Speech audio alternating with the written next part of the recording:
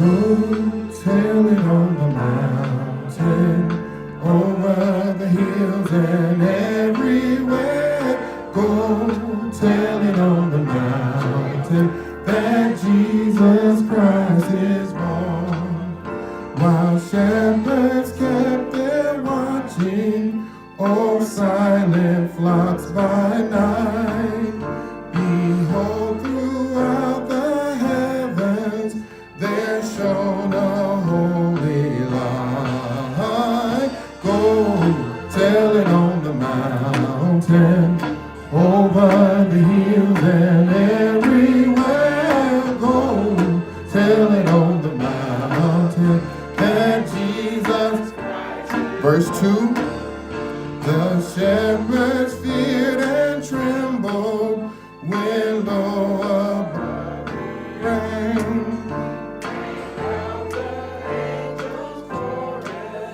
That held our Savior's birth. Go tell it on the mountain, over the hills and everywhere. Go tell it on the mountain that Jesus Christ. Verse 3, down in a lonely manger, our humble Christ was born. And God sent us salvation that blessed Christmas morn. Go tell it on the mountain, over the hills and everywhere. Go tell it on the mountain that Jesus Christ is born. Help me say, go tell it on the mountain, over the hills and everywhere. Go tell it on the mountain that Jesus Christ is born. You know, Christmas is a time, generally, when we talk about peace on earth and goodwill toward all. But that's difficult in the age of Trump, right? When he's talking about nuclear weapons and building walls, I mean, that takes a lot of faith, right? That takes a lot of faith. And it seems like we're going into a season where our faith is going to really be tested. So it's good for us to gather together this morning to renew the sources of our faith. Christmas. Christmas is a time that's both a religious and a cultural celebration, right? The dominant cultural celebration really is based on, Santa Claus is the kind of popular icon. And that's based on the story of Saint Nick. I don't know how many of y'all know who Saint Nick is, but Saint Nick was a saint, actually a non-European saint, let me just say that, from modern day Turkey, who came from an affluent family and sold all his wealth just to kind of help poor folk, widows, orphans, people in need. Also was imprisoned. Most people don't, was exiled, right? He got in trouble. But now we have this modern day Santa Claus that's supposed to be based on Saint Nick.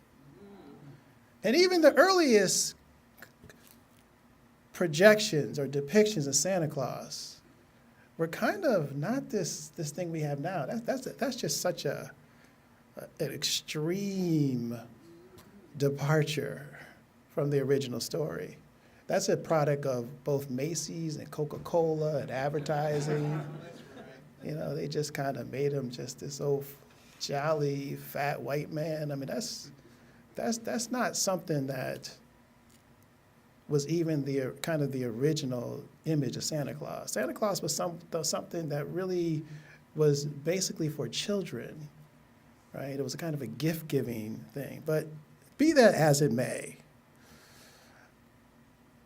Christmas is supposed to be a season of giving, but it's transformed into a season of spending, right? It's America's most popular holiday. Even though on the Christian calendar, the earliest Christians didn't celebrate Christmas. The earliest Christians celebrated Easter. The death of Christ was what drove. You didn't really have anything about the birth narratives of Christ until way, way later. Matter of fact, there's only 2 Gospels that actually talk about the birth. That's the Gospel of Matthew and the Gospel of Luke. It wasn't even as significant to be included in all 4 Gospels, right? So that tells you something about the weight of the story was based on the life and the death and resurrection of Jesus Christ. But it's been transformed into this cultural ritual where it's the maximal consumer holiday of the season. Everybody's fourth quarter, right? You got to get those fourth quarter sales in. It's been ritualized, transformed, filtered with kind of cultural expectations. And most people treat Christmas like it's their birthday, not Jesus' birthday. And I like to remind people it's Jesus' birthday, not your birthday. When we do your birthday, we do what you want to do.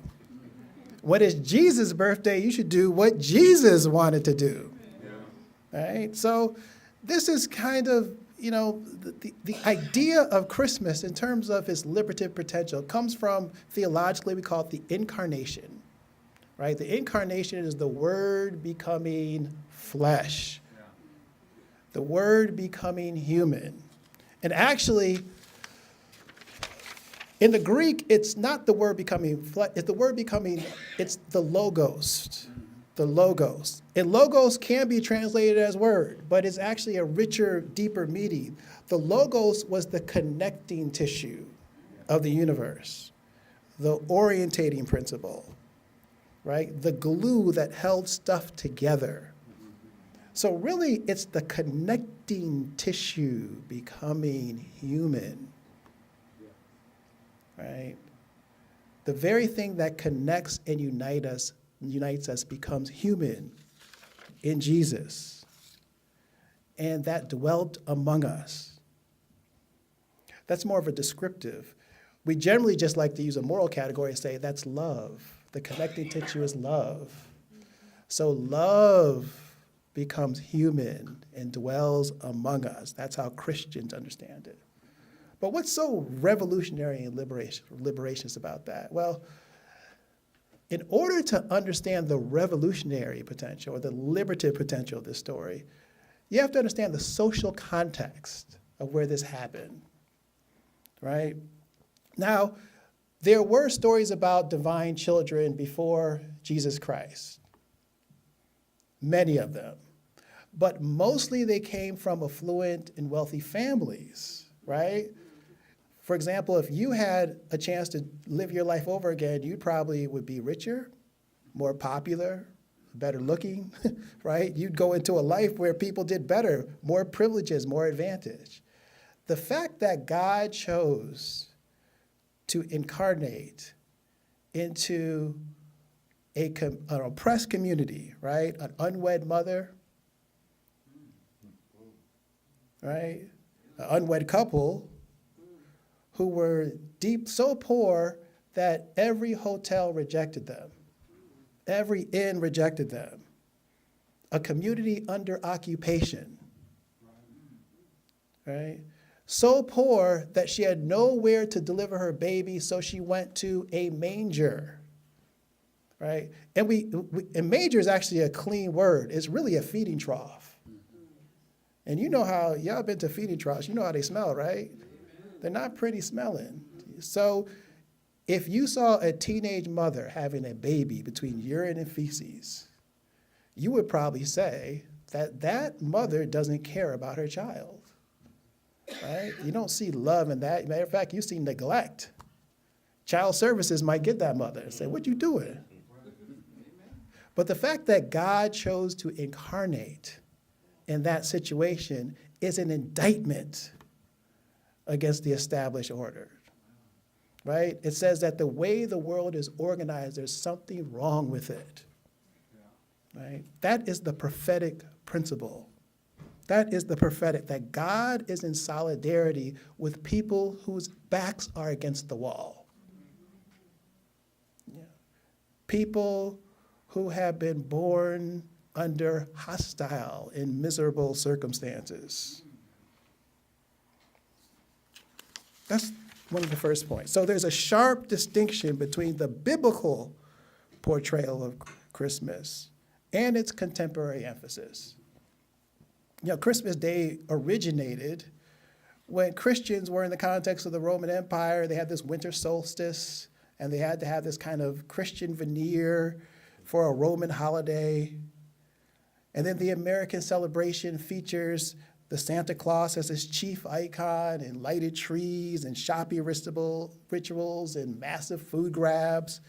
That festival more honors or mirrors the Roman holiday than it does a baby born in a feeding trough, right? It's more kind of paralleling the Roman than the biblical story, right?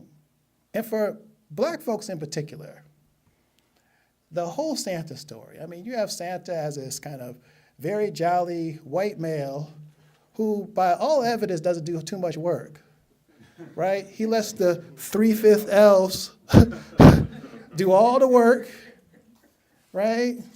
You got a reindeer named Rudolph who's rejected from Prancer and Dancer, right?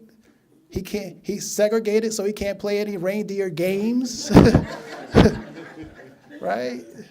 There's kind of like an apartheid going on there. So that whole, I'm killing my daughter over there. She's like, why are you doing this, Daddy? You're killing my Christmas. But when we undomesticate the story of Christmas, right, we see that Jesus was born as a threat, right? The rumor of Jesus led Herod, the king of the Jews, to send out a death warrant to kill all the male babies. So Jesus is this brown baby born under the threat of death. So much so that his parents had to flee as refugees to Africa, right, to get out of that circumstance. Out of Egypt I have called my son,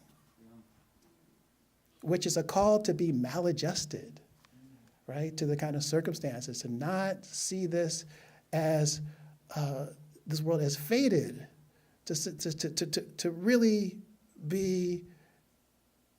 feel a disorientation into the world as given, right? A child that's born threatens a king, right? That in our vulnerability and our weakness, we can be threats. That's a heck of a story, right? That's a rival kind of story. And lastly, one of the things I've been thinking about in terms of this Christmas season, I've been doing a lot of work in terms of meditation and contemplation. Work at Xavier University, they have this heritage called the spiritual exercises that tries to get us to speak inward. And the Black church has a whole lot of, they are good at making a joyful noise, a lot of shouting, a lot of emoting, but we're not as good at our kind of reflective disciplines. So one of the things I've been trying to do is like really study some of the reflective disciplines. And I've been thinking about the Christmas story in terms of not just the liberation outward, but the liberation inward. What if the Christmas story is not just about the birth of Jesus or the birth of God 2,000 years ago, but what if the Christmas story is about the birth of God in you? That we all become pregnant with divine possibilities, right? That the whole story is about us birthing God in our souls. Matter of fact, there's a Christian mystic called Meister Eckhart who really talks about birthing God in our souls, that we're all mothers of God, that we're all midwives that have to birth God, that's our Christian vocation. And he talks about certain disciplines that have to happen so we can receive God's grace and birth God in our souls. Right? And this could come under the idea of in theology, we talk about there's a difference between who Jesus is, Jesus of Nazareth, and who Christ is, right? The Christ of faith and the Jesus of history. There's two separate things. We like to say Jesus Christ as if Christ is a last name, right? But Christ is a title, right? So the idea of Christ, at least according to the Gospel of John, was present in the beginning.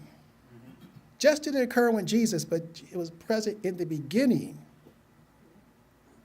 The cosmic Christ, some people refer to it as, versus the historical Jesus. And Jesus is one instance of Christ's manifestation.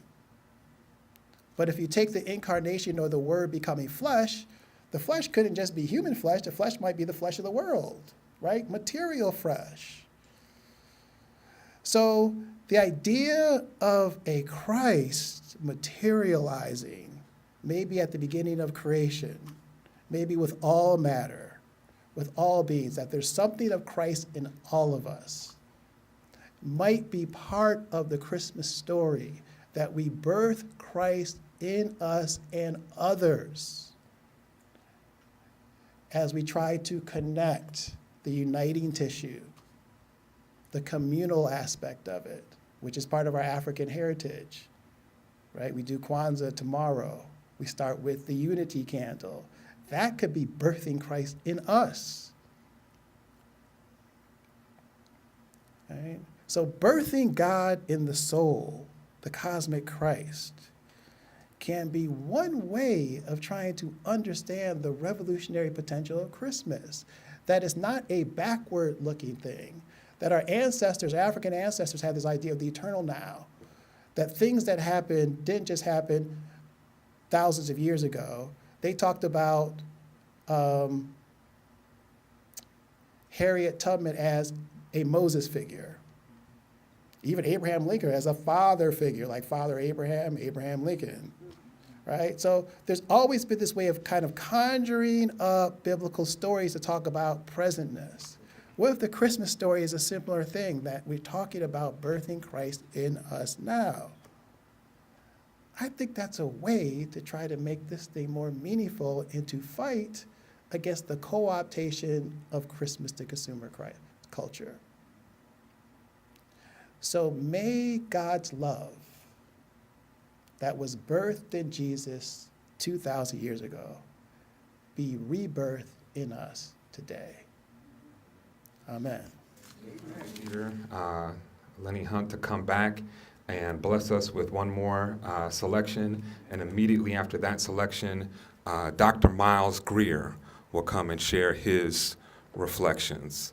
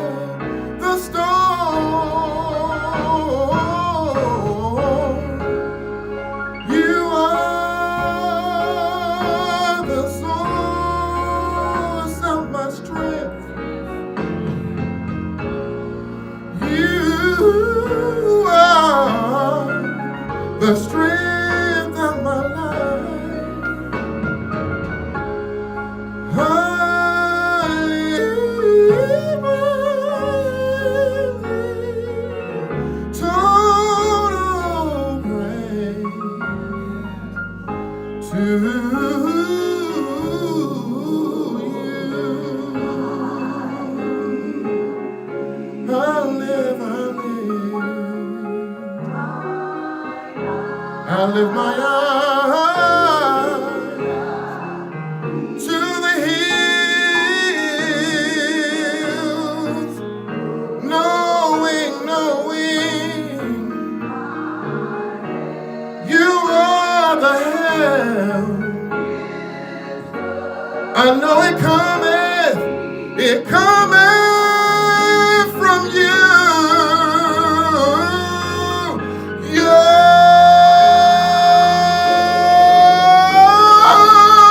peace you give me in times of the storm. You are. Hallelujah. You are the source of my strength. You are the strength of my life. Oh, I lift my hands I lift my hands in total praise to you, oh God. You are the source of my strength. Oh, when I wake up in the morning, God, you are the strength of my life. I lift my hands in. I lift my hands in total praise to you.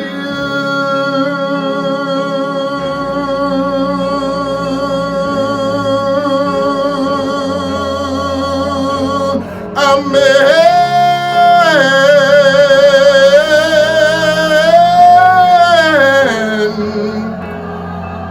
Hallelujah. We magnify you, God. We glorify you, God. There's nobody like you in this place, oh God. Hey, we love you. We praise you, God. We honor you, God. We love you, God.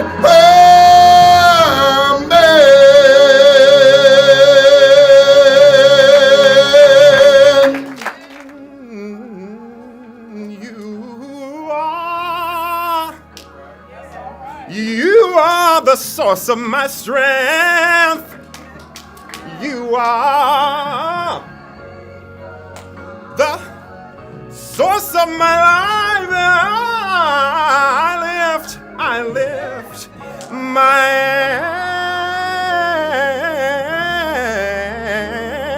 hands to you. Amen. Amen. Amen. Amen. Amen. Amen.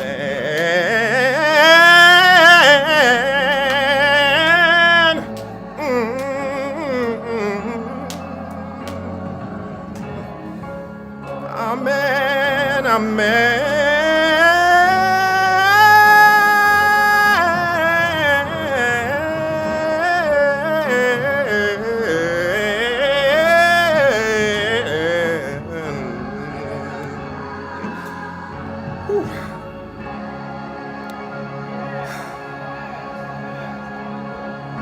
I had to do a little bit of that. I'm sorry. I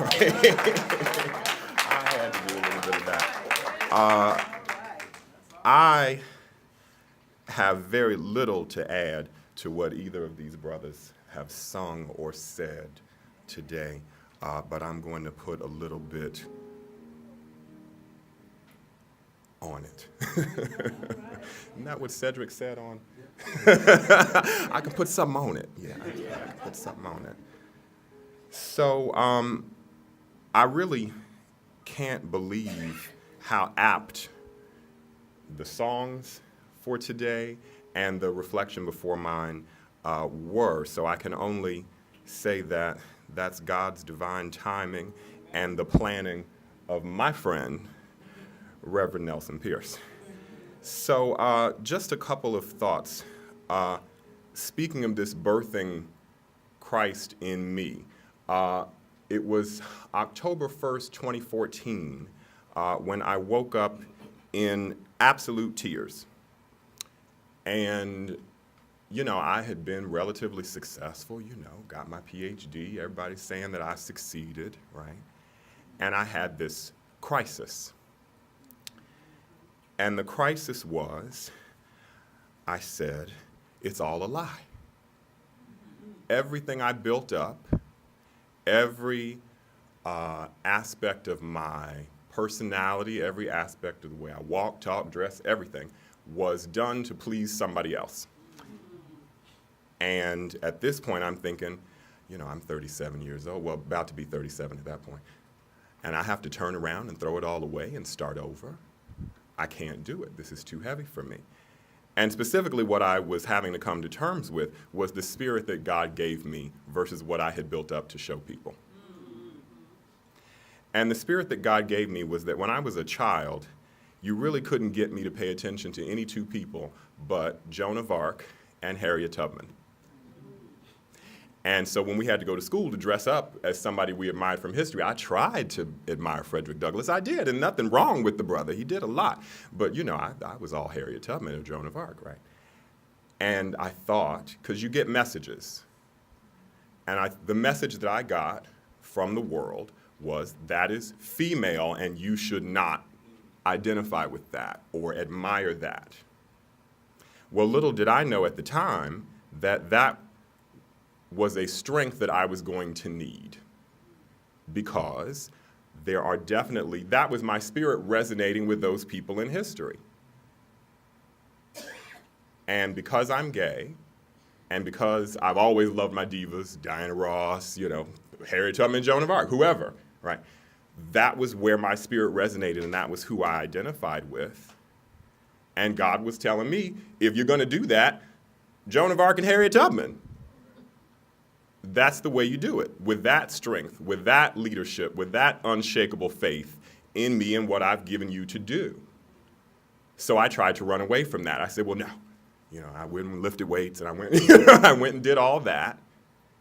But my spirit was not satisfied, and it finally all came and caught up with me.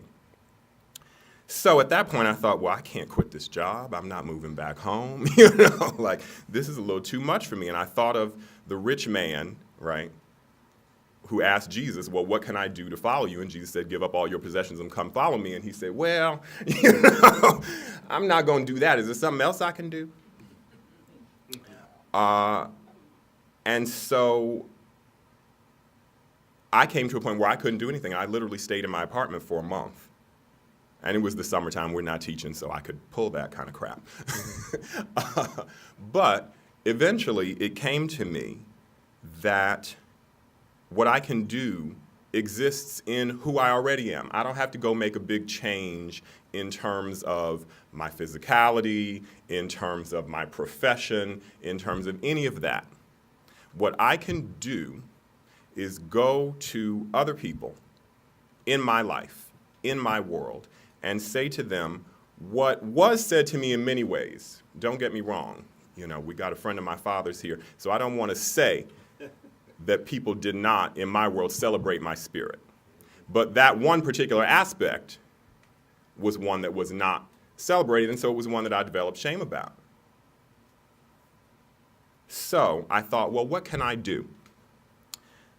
And the amazing thing that came to me, and this is why I knew it was from God, was that suddenly all the things that I'd heard, you know, Karen Clark, Kim Burrell, all the people I like singing about was happening.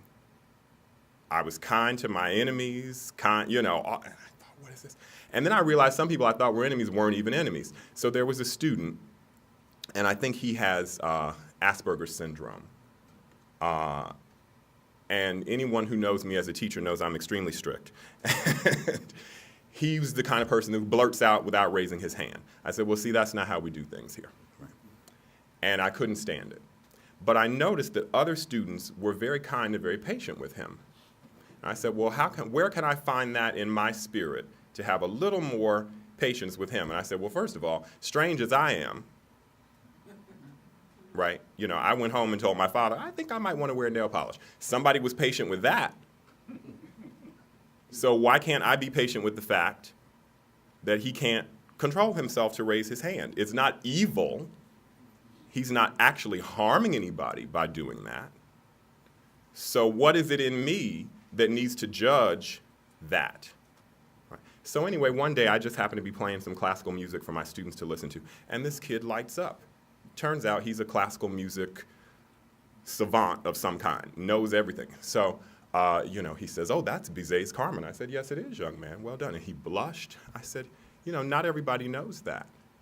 And he blushed and he hid his face and, started to cry. And I said, hasn't anybody ever told you what a neat young man you are? And he said, it's embarrassing. I said, don't be embarrassed. Now it's a public school and not everybody's Christian, so I can't really necessarily talk about God, per se. But what I was seeing in him was his spirit. Unguarded, not made up and put together for somebody else, but just that special spirit that was in him that no one else had necessarily pointed out and said, that's God. That's part of why you're here. Don't ever hide that. Don't ever be ashamed of that. And the crazy thing about it was I then learned something about me, because that wasn't the Miles Grier way of doing things. The Miles Grier way, sit down, raise your hand, do this, write this, right? That's my way. But what suddenly came out of me was the same little kid who danced to Patti LaBelle and loved Joan of Arc. That's what came out of me at that moment. Whether I change my name or wear nail polish or not, God is in me to give to someone else. So what I challenge you today to do, well, not just today, but from this point forward, whatever part of you that was hurt, that was shamed, but that you know to be good, that did no harm to anyone, it's just your spirit and how your spirit expresses itself. Cherish that. And if you can't, because it's too painful, cherish it in somebody else. Pay it forward to the next person so that, see now in class, right? Whose cell phone is that? But now I'm full of the Lord's patience.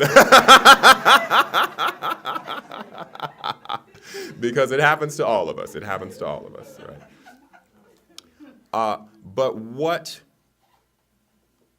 loving and affirming someone else's spirit, I believe this, what loving and affirming someone else's spirit, in whatever shape it comes to you, will do for you is it will get you back in touch with the God that's inside you. Because that is the spirit of openness, that is the spirit of forgiveness that we are hoping to receive. And if you show it, and this goes with what Dr. Clark said, it becomes flesh. And then suddenly you believe it exists in the world because you just did it. So that's really all I have to share. Thank you very much. Amen. Amen.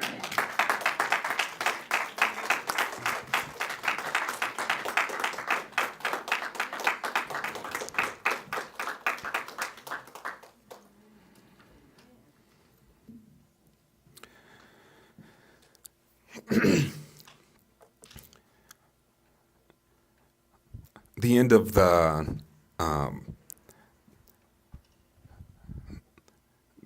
birth narrative in Matthew says this, and you don't need to stand, you can keep your seat. It said, when they, meaning the wise men, saw the star had stopped, they were overwhelmed with joy. On entering the house, they saw the child with Mary, his mother, and knelt down and paid Jesus homage. And opening their treasure chests, they offered him gifts of gold, frankincense, and myrrh. And having been warned in a dream not to return to Herod, they left for their own country by another road. I think the essence of what we've heard today and the essence of what I try to share and what I hope this community is and continues to be, is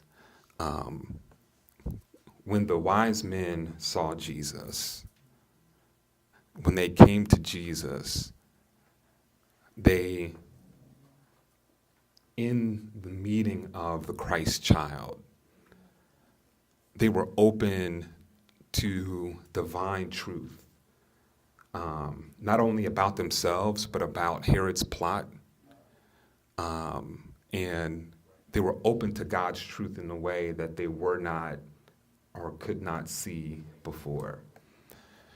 And that if this Christmas and every Christmas has meaning for us, it is that as we present ourselves before God, God made flesh in the person of this baby Jesus, this baby born of an unwed teenage mother,